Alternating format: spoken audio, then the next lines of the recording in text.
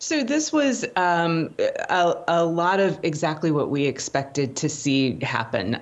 Donald Trump and Joe Biden did very, very well, particularly Biden, partly because he didn't have any real competition. But this ended up being, in terms of the delegate count, the number of votes you need to secure the nomination. It was a very good night for both Trump and Biden.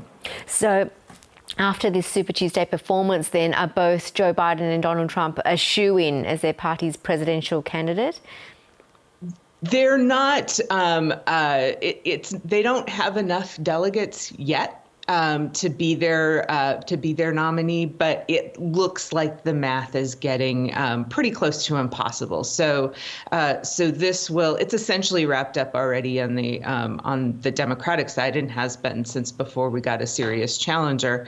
On the Republican side, it will be wrapped up certainly next week or the week after. So there's little hope then, really, for opponents such as Nikki Haley to secure more wins. How did she do on Super Tuesday? So the big kind of takeaway for Nikki Haley is she won Vermont. She won her first state. She won the District of Columbia last week, and now she's won Vermont.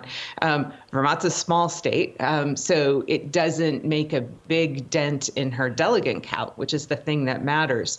But in terms of her trying to stay in for another week or two, that gave her a little bit of a boost for her campaign.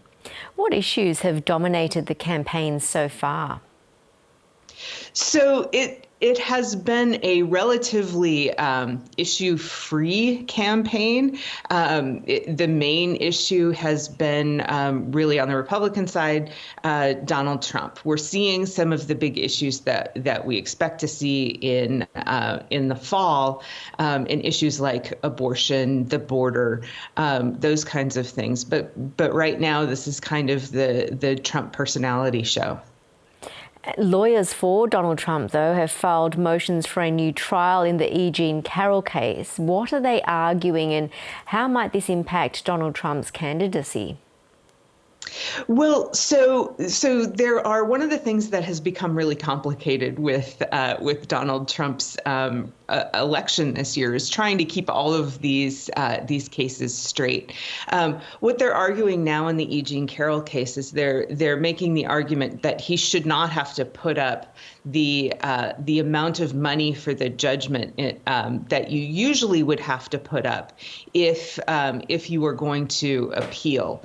Now that's noteworthy because much of his persona is about how much money he has and how much, he has easily $400 million to throw around. And the reality is he doesn't have that much cash at hand.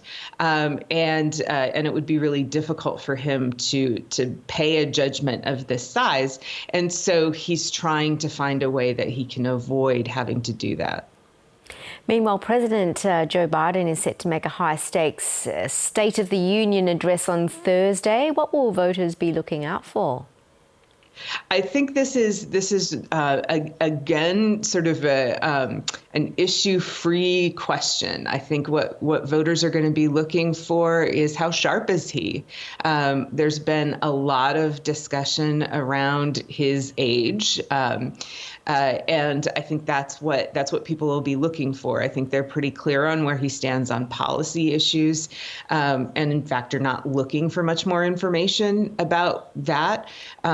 What they're looking for is signs of aging, signs that he's having trouble putting sentences together, and that kind of thing.